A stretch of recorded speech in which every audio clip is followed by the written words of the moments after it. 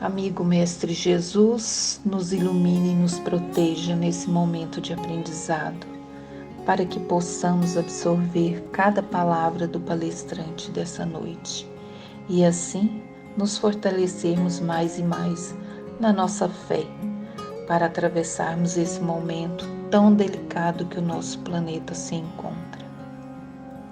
Abençoe a todos os trabalhadores do Centro Espírita Amor e Caridade, que apesar de distantes fisicamente, estamos ligados em orações. Obrigada, Pai amoroso, por esse momento de encontro virtual, unidos pela tecnologia, mas acima de tudo, unidos pelo coração e pelo pensamento, no firme propósito de fazer o bem. Pedimos assistência nesse momento a todos os necessitados. Obrigada, Pai amoroso, pela oportunidade dessa encarnação. Que o Mestre Jesus nos fortaleça sempre. Que assim seja. Amor incondicional. Aprender o alto amor é o maior desafio de quem assume o compromisso da reforma íntima, porque a tendência humana é desgostar de sua história de evolução, quando toma consciência do ponto em que se encontra ante os estatutos universais da lei divina. Sem alto amor, a reforma íntima reduz-se à tortura íntima. Aprender a gostar de si mesmo, independente do que fizemos no passado e do que queremos ser no futuro. É estima a si próprio, um estado interior de júbilo com nosso retorno lento, porém gradativo, para uma identificação plena com o Pai. Olá pessoal, nós vamos hoje tratar em nossa conversa da sequência do diálogo que conversávamos na última oportunidade em que estivemos juntos, em que Jesus, na cidade de Betânia, vai então ao encontro dos seus amigos, né? Marta, Maria e Lázaro, casa onde era recebido com imenso amor, como já o dissemos, mesmo num ambiente austero e duro, na região em que fariseus e outros tantos já se aglomeravam, teciam os comentários, fomentavam a discórdia em relação ao nome de Jesus. Ainda assim, os três irmãos aceitavam a vinda de Jesus com muito amor e com muito afeto. E lá então, nessa passagem, segundo o evangelista Lucas, reiterando, né? Eles chegam, se assentam, são muito bem recebidos, e no meio da conversa, então, em que Marta vai aos afazeres domésticos, arrumar a casa, preparar as coisas, Maria se senta ao pé de Jesus e o ouve falar sobre o reino, sobre as mudanças, sobre as transformações. E Marta, então, reiterando o que já lemos em outra oportunidade, mas agora fazemos uma nova leitura para que possamos daqui para frente avaliar um outro aspecto. Chega-se então para Jesus e diz: Senhor, não te importas que minha mãe, minha irmã, me deixe servir sozinha? Dize-lhe, pois, que me ajude. E Jesus então aproveita esta fala de Marta, inicialmente uma crítica a Maria por estar ali sentada, e também questionando o fato dela estar fazendo uma coisa importante e Maria apenas sentada, para deixar duas lições numa única e espetacular frase. Marta, Marta, inquieta-te e te agitas a respeito de muitas coisas, porém é necessária uma. Assim, Maria escolheu a boa parte, que não será tirada dela.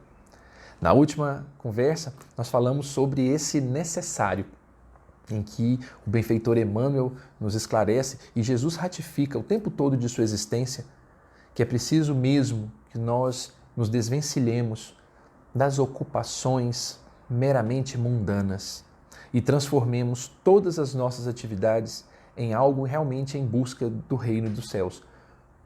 atendendo ao que ele mesmo já dizia: buscai primeiro as coisas do reino dos céus e as outras coisas vos serão dadas por acréscimo. Nós muitas vezes confundimos com abandonar e largar tudo. Então eu vou deixar o trabalho, vou deixar minhas roupas, vou deixar os meus bens para poder buscar. Não. Na verdade, Jesus queria que nós transformássemos cada uma das nossas atividades no reino dos céus. Então, ele mesmo deu um exemplo, obviamente, missionário e fora de qualquer parâmetro, ao nos dizer que ele mesmo não tinha onde deitar a cabeça, né? Tinha nenhuma pedra para se deitar, quando lobos e serpentes tinham covis e aves tinham seus ninhos. Então, ele se dedicou exclusivamente mesmo a esse exercício da implantação do reino dos céus. E nos convida a pensar o que é necessário dentro de cada uma dessas atividades. No final das contas, o necessário é amar indistintamente a todos aqueles que estão ao nosso redor, com quem convivemos, com quem está à distância, com quem podemos nos encontrar e fazer o melhor que pudermos. Foi isso que falamos na nossa última conversa sobre esse pequeno trecho em que é necessário apenas uma coisa. E ali naquele momento, Marta estava ocupada com 1000 coisas quando Jesus estava trazendo exatamente a mensagem sobre esse necessário. E ela, tão ocupada com tudo, não se apercebe. Nos dizeres de Amélia Rodrigues, ela chega até a pedir desculpas ao mestre pela maneira como então procedeu naquele sentido. E Jesus, claro, com um sorriso amável, discorre na leitura da benfeitora, explicando-lhe, né, que muitos que vencem no mundo com muitas coisas, buscando essas grandes riquezas do mundo, acabam, na verdade, no encontro no mundo espiritual, não se percebendo e não vendo que foram derrotados, na verdade, porque não buscaram esse grande tesouro que é o reino dos céus interior, a descoberta do amor a si, ao próximo e a Deus. Mas essa mensagem deixa num outro trechinho. Jesus aproveita essa mesma oportunidade para então falar a Marta sobre a escolha da boa parte que Maria havia feito e a qual não será tirada dela. No mesmo sentido que fizemos no último encontro, Emmanuel faz também uma belíssima análise desse trecho, agora já no livro Fonte Viva, na mensagem 32, que tem exatamente esse nome, a boa parte.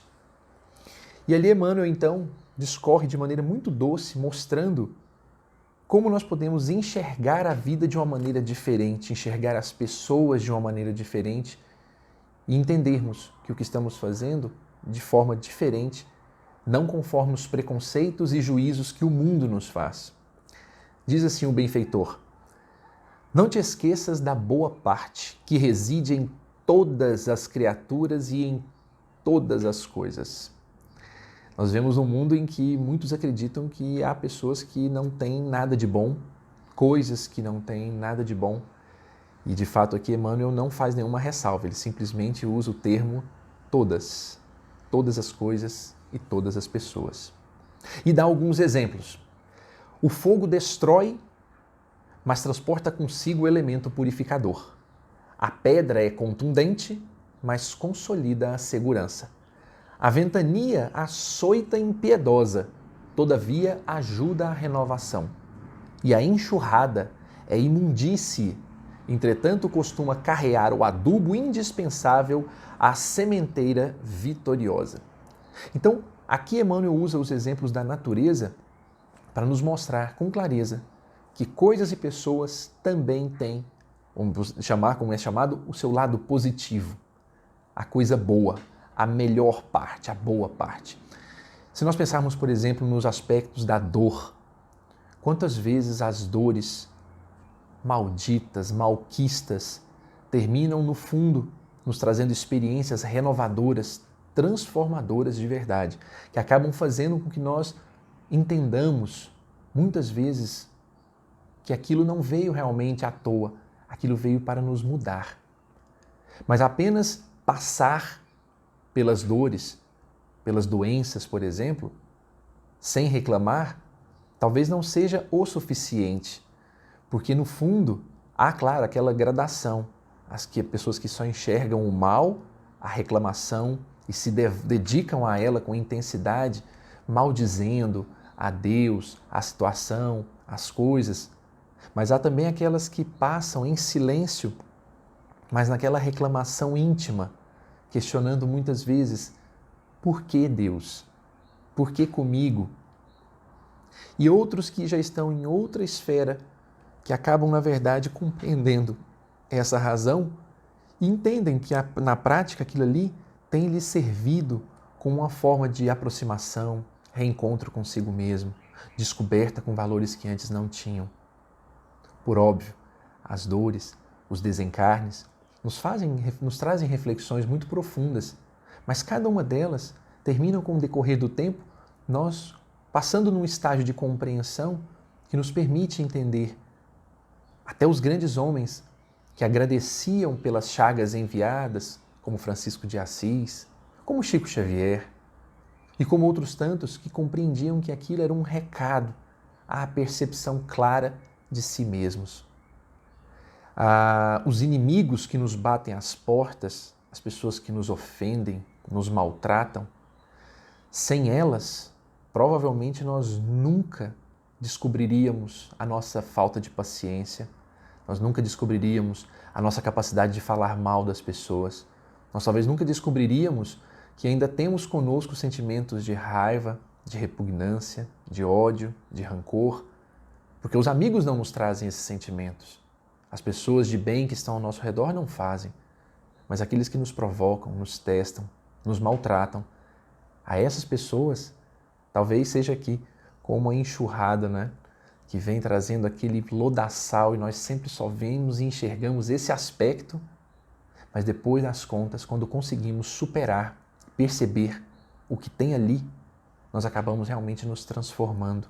E, obviamente, somente a nossa modificação pode também ajudar essas pessoas a se modificarem com o tempo.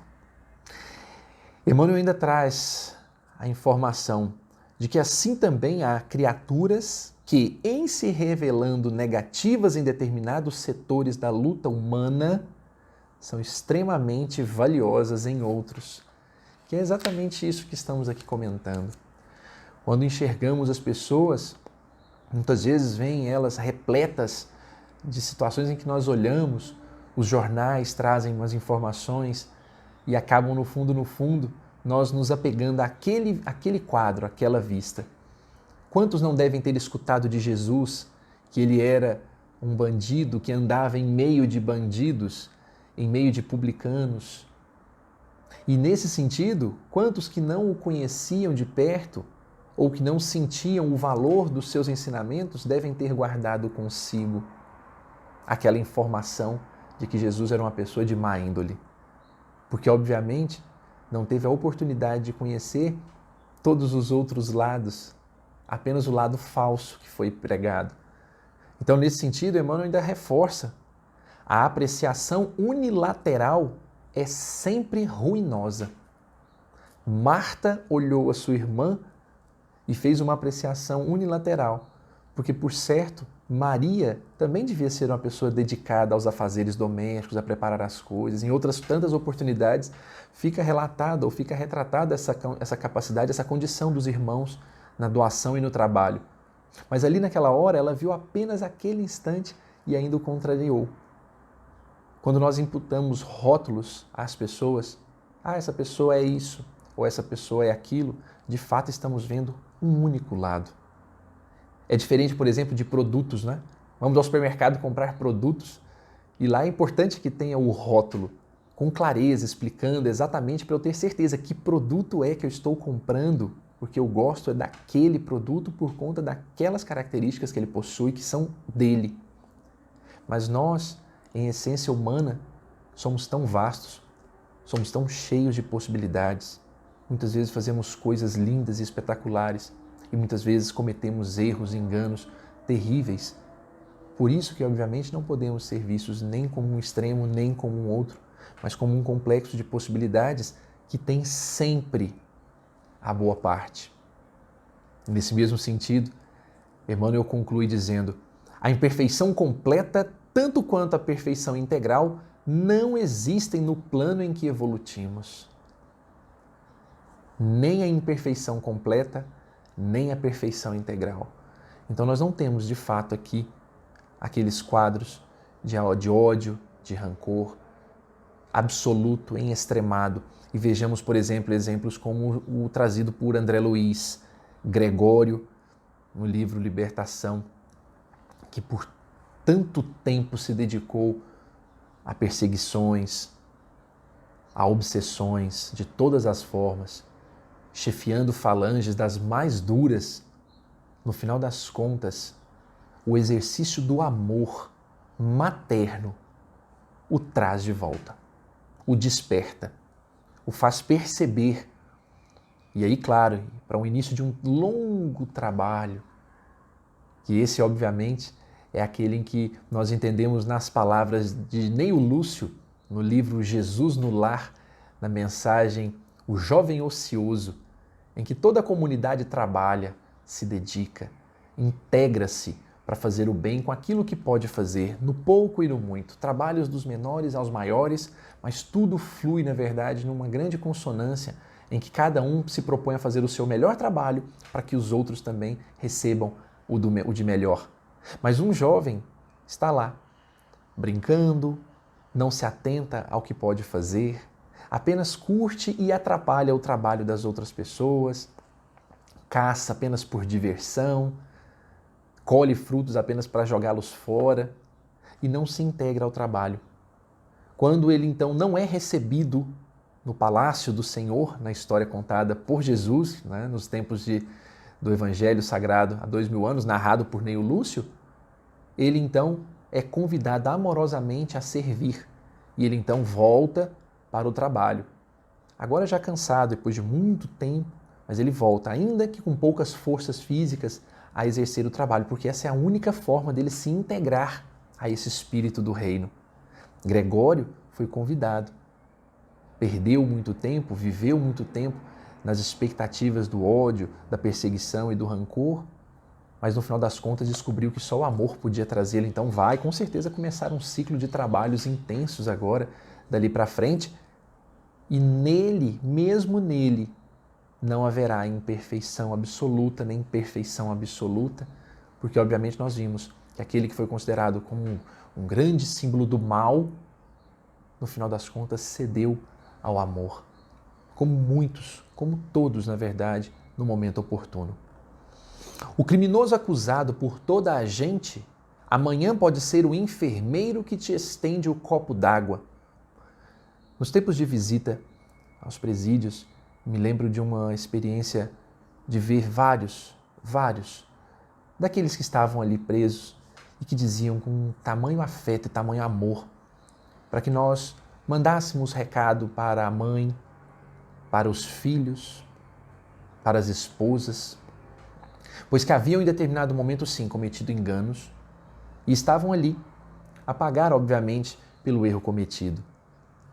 Mas mantinham ainda assim esse caráter do amor por pessoas específicas e aquilo lhes dava a força, lhes dava o ânimo para que todos os dias acordassem, se dispusessem a servir aonde o faziam, como o faziam e tivessem abandonado por todo, por completo, ou pelo menos tendo tempo para refletir com maior intensidade sobre o erro cometido. Obviamente, alguns desses que saíram se tornaram cidadãos que foram continuar o seu trabalho, foram fazer as coisas da vida e continuam a servir. Podem ser os enfermeiros, de alguma forma, que estão hoje nos servindo de alguma maneira e sequer o sabemos. O companheiro no qual descobres agora uma faixa de trevas pode ser depois o irmão sublimado que te convida ao bom exemplo. Então, de alguma forma, as nossas críticas, os nossos julgamentos, o julgamento de Marta à sua irmã Maria, nenhum deles, obviamente, deve ter sentido, porque se hoje colocamos, repito, rótulos em pessoas, amanhã corremos o risco de enxergá-los de maneira muito diferente. E aqui não posso deixar de mencionar o grande exemplo de Félix, um dos personagens que André Luiz descreve, e no livro há uma menção muito especial em que durante toda a história, a trajetória, nós vemos uns desenlaces relacionados sempre ao amor, à sexualidade, aos encontros e desencontros de um grupo familiar, e sempre temos aquela ideia de que os envolvidos é que plantaram e agora estão colhendo todas as dores e dissabores, e ao final da obra nós percebemos ali que o grande mentor que estava auxiliando em todo o trabalho é que havia elaborado, ou pelo menos dado início a todo aquele processo em que a família se encontrava destruidor. O choque para André Luiz foi tamanho que ele mesmo ficou estarrecido, sem julgar, mas também sem acreditar que aquele homem tão bom, tão zeloso, tão capaz de orientar, de trazer tantos benefícios àquele grupo familiar, pudesse ele ter sido lá na origem, em tempos anteriores, o responsável por iniciar alguns daqueles processos familiares e obsessivos. Mas se dedicou com tamanho afeto e tamanho amor à restauração daquilo tudo, que preparou caminhos, esclareceu pessoas, reencarnou para que pudesse servir de exemplo e concluir o auxílio que queria prestar àquele grupo, numa grande redenção. Aquele que foi talvez visto lá no início, criticado, julgado e odiado, agora era o homem que trazia a paz e amor àquele grupo. Como ficam aqueles que julgaram lá atrás, vendo agora a renovação? Então, nesse sentido, Emmanuel nos faz um convite para que nós asserenemos os nossos corações em relação aos juízos que fazemos em relação às pessoas, para que nós possamos entender que todos possuem a boa parte. Ela precisa ser descoberta. Como o reino de Deus não está ali nem aqui, mas ele vai nascer de cada um de nós, ali também há a semente do reino de Deus que precisa ser descoberta.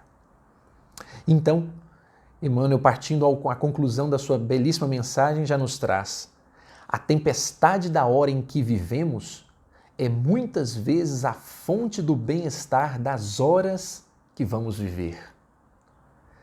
Pandemias, caos, incertezas, medos, brigas, ódios na internet, na rede de toda forma, a tempestade da hora em que vivemos é muitas vezes a fonte do bem-estar das horas que vamos viver. Então aproveitemos o tempo de dificuldade e dor para conhecermos de verdade não só a nossa boa parte, aquilo que nós somos capazes de fazer, mas reconhecer a boa parte das outras pessoas também. Não apenas colocar-lhes rótulos ou colocar-lhes adjetivos, mas do contrário perceber-lhes também as intenções. Se elas ainda são equivocadas, com o passar do tempo, lembremos de Jesus, quando disse para a mulher equivocada, olhando-lhe fundo nos olhos: alguém te julgou? Então eu também não o julgarei. Vai, não erres mais. Que é o convite a cada um de nós. Mas a belíssima expressão de Jesus ao dizer: eu também não o farei. E olha que ele podia fazê-lo, mas não o fez. O Emmanuel, então, aqui encerra nos dizendo e lembrando uma coisa que sempre guardei comigo, uma belíssima história que corre, especialmente entre as campanhas de Fraternidade Alta de Souza. Vejam com base no comentário de Emmanuel: busquemos o lado melhor das situações, dos acontecimentos e das pessoas. A famosa história do homem que foi pedir, então, alimento na campanha, e ao estender a mão para que a pessoa pudesse doar algum alimento, a pessoa que abre a porta, rude, num momento duro, vai e lhe cospe as mãos. E então o homem olha para aquela mão, fecha as mãos, olha para a pessoa e lhe diz: a mim você já deu o que queria. Agora vamos ajudar as pessoas que precisam. E por certo, diz a história que aquele homem então foi naquele dia, promoveu uma grande ajuda, doou efetivamente como óbolo da viúva tudo o que podia para tentar auxiliar aqueles que precisavam. Então, transformar situações, transformar o momento difícil é uma habilidade, mas que obviamente quando nós conquistamos, nós passamos a enxergar a vida de uma maneira muito diferente, muito especial. Emmanuel então conclui dizendo-nos: Maria escolheu a boa parte, que não lhe será tirada, disse-nos o Senhor. Assimilemos a essência da divina lição. Quem procura a boa parte e nela se detém, recolhe no campo da vida o tesouro espiritual que jamais lhe será roubado. Porque aí sim é nosso tesouro. É a forma como nós enxergamos a vida. Não é mais ter coisas, é ter se tornado uma pessoa capaz de olhar o mundo diferente, olhar as pessoas diferente, e não é fechar os olhos aos seus enganos, não é isso. Do contrário, é enxergá-los e saber que ali, como quem olha uma semente e fala, essa sementinha é capaz de dar algo maior do que isso, e nós nos espantarmos de perceber que mesmo aquela semente miúda é capaz de fazer uma imensa árvore, a dar sombra, fruto às pessoas que precisam. Provavelmente, alguns que nós enxergamos hoje, nós mesmos, somos sementinhas. As pessoas ainda enxergam e nós enxergamos apenas a semente, apenas o pequeno ramo. Mas um dia havemos de dar fruto, um dia havemos de dar sombra. Que possamos então semear, que possamos regar, ao invés de destruir as sementes, ao invés de quebrar os galhos, que nós possamos semear. Isso mostra, sem dúvida, o que Emmanuel acabou de nos narrar, dizendo que a boa parte, se nós começarmos a observá-la e viver enxergando, sem dúvida alguma, esse tesouro, então, é espiritual e nada será capaz de nos tirar essa maneira de proceder. Um grande abraço a todos e que sigamos sempre meditando nas lições que Jesus nos traz, que são imensas e nos transformam a existência. Um grande abraço, uma excelente semana.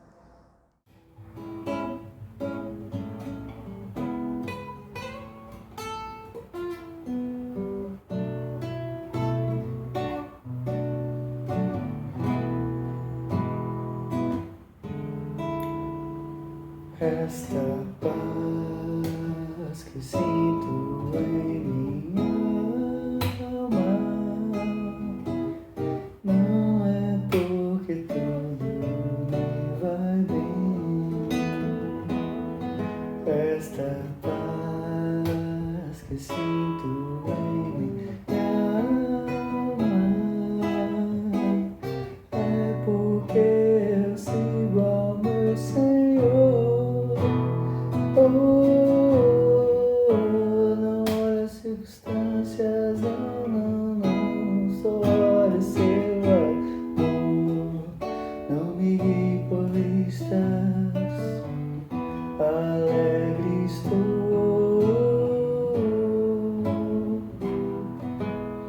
Este gozo que sinto em minha alma não é porque tudo me vai bem. Este gozo que sinto em minha alma é porque eu sigo alguém fiel. Não olha as circunstâncias, não. Seu amor, alegre estou. Não olha as circunstâncias, não, só olha o seu amor. Não me guie por vistas, alegre estou.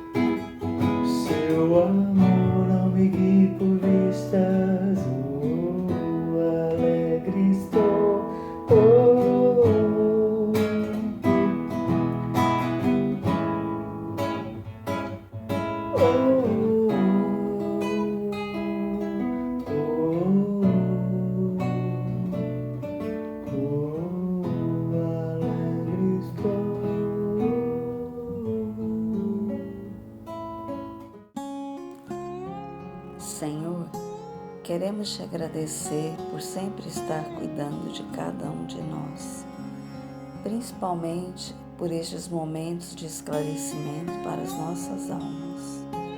Com eles aprendemos: como pensas, viverás.